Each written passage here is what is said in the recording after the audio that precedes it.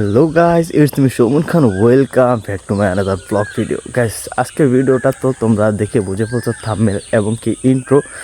So গ্রামের video তো অস্থির লেভেলের হয়, সো দেখতে থাকো, এনজয় করবো অনেক বেশি। আর দেখার মতো সব শর্ট দেখতে পারবা।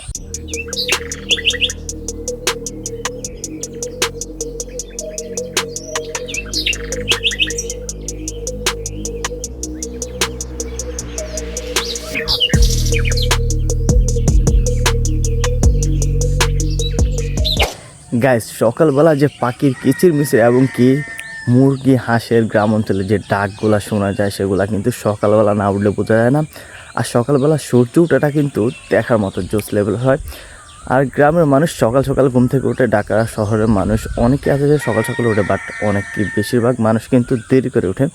তো গ্রামে সকাল সকাল ঘুম থেকে উঠলে কিন্তু অনেক কিছু দেখা যায় যেগুলো চোখ জুড়িয়ে যায় একদম দেখলে। গ্রাম অঞ্চলে কিন্তু এখনো কুয়াশা পড়তেছে, এখন কিন্তু বৈশাখ মাস প্রায় চলে আসছে। তো আমাদের এলাকার মধ্যে কিন্তু ধানের ছড়া বের হয়ে গেছে, আর হয়তো বা 1 মাসও লাগবে না ধান কাটতে। সো এই সময় কিন্তু অনেক গরম হওয়ার কথা, বাট যদি তোমরা লক্ষ্য করো তাহলে দেখতে পারবা যে এখনো কুয়াশা পড়তেছে। গুলি লাইছে মাতৃকা খারাপ ভিডিও করে আইয়া দিদির পুলিশের কাছে দিম।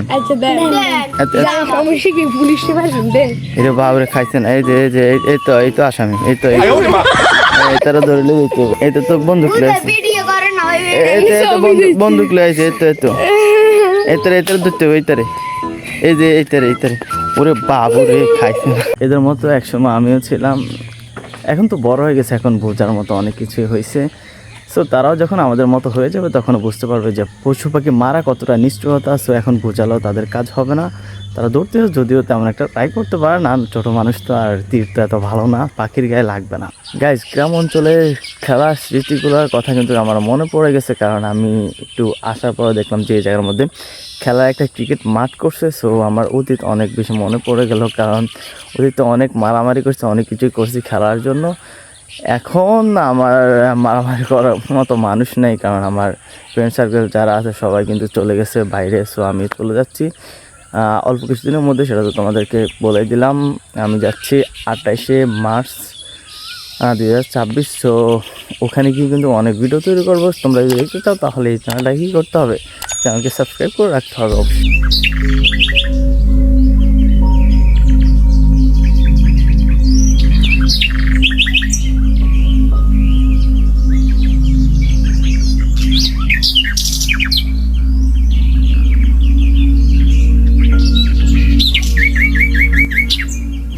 গাইস, আমি চলে আসলাম আমার এলাকার সবচেয়ে বড় পুষ্করণী। এটা পুষ্করণী বললে ভুল হবে, এটা হচ্ছে একটা বেড়ি। এই বেড়ির মধ্যে কিন্তু আগে অনেক পরিমাণ মাছ চাষ করতো, এখনও করে, বাট এখন করে একদম ছোটো ছোটো রেণুগুলা। আগে করতো অনেক বড় বড় মাছ, খাবার দাবার দিলে মাছের যে হামামি করতো, মনে হতো যে একটা মানুষকে গিলে খেয়ে ফেলতে পারবে আসলে মাছগুলা, সেরকম হামামি শুরু করতো। গাইস, আরেকটা কথা কি জানো, এলাকার মধ্যে যত হাঁস মুরগি আছে সবগুলা কিন্তু শিয়ালে এই বেড়ির পাশে এনে খায়, কারণ এই জায়গা পুরাই নিরিবিল একটা জায়গা, সে কারণে শিয়ালদের কোনো সমস্যা হয় না। গাইস, সকালবেলা কিন্তু আরও জোস লেভেলের হতো, যদি কুয়াশাটা আরও বেশি থাকতো তাহলে কিন্তু সকালবেলাটা গ্রামের জোস লেভেলের হয়। আর গ্রামের সূর্যটা সকালের যে ফিলিংসটা সেটা কিন্তু অতিরিক্ত লেভেলের সুন্দর থাকে। যদিও সবসময় গ্রাম অঞ্চলের সৌন্দর্যটা অস্থির লেভেলেরই থাকে, বাট সকালবেলা শীতকালের যে কুয়াশার সকালবেলাটা সেটা কিন্তু দেখার মতো থাকে। গাইস, গ্রাম অঞ্চলের মানুষ কিন্তু সকাল হলে বুঝতে পারে, ফজরের আজানের আগ থেকে কিন্তু পাখি কিচিরমিচির আওয়াজ দেওয়া শুরু করে দেয়। আর মোরগগুলো আছে সেগুলো কিন্তু খাঁচার মধ্যে থেকে ডাক দেওয়া শুরু করে। যদিও গ্রাম অঞ্চলের মানুষের কাছে ঘড়ি না থাকতো তাহলে কিন্তু বুঝতে পারতো তারা যে সকালবেলা হয়ে গেছে, কারণ পশু পাখিদের ঘড়ি লাগে না, তারা বুঝতে পারে যে এখন সকাল হয়েছে। পশু পাখির আওয়াজ শুনলে বুঝতে পারে মানুষ যে এখন সকালবেলা হয়েছে। গাইস, আরেকটা কথা কি জানো, পশু পাখির কিন্তু একটা সিজন আছে বলতে কি, পশু পাখি কিন্তু বাচ্চা দেওয়া ডিম দেওয়া একটা সিজন আছে, যেটা এখন চলতেছে। সেটা আমাদের মূলত চলে যখন ধান কাটার সময় আসে তখন। আর এখন যে মুহূর্তটা সেটাও কিন্তু পশু পাখি বাসা বাঁধতেছে যে ডিম দেবে সেজন্য। তো এই সিজনে কিন্তু পশু পাখি একটু বেশি থাকে, সেজন্য আওয়াজটা একটু বেশি পরিমাণ থাকে আর কি। আর যদি তোমাদেরকে দেখাই তাহলে দেখতে পারবা যে অনেক অনেক গাছের মধ্যে যে পশু পাখি বাসা করে ফেলছে।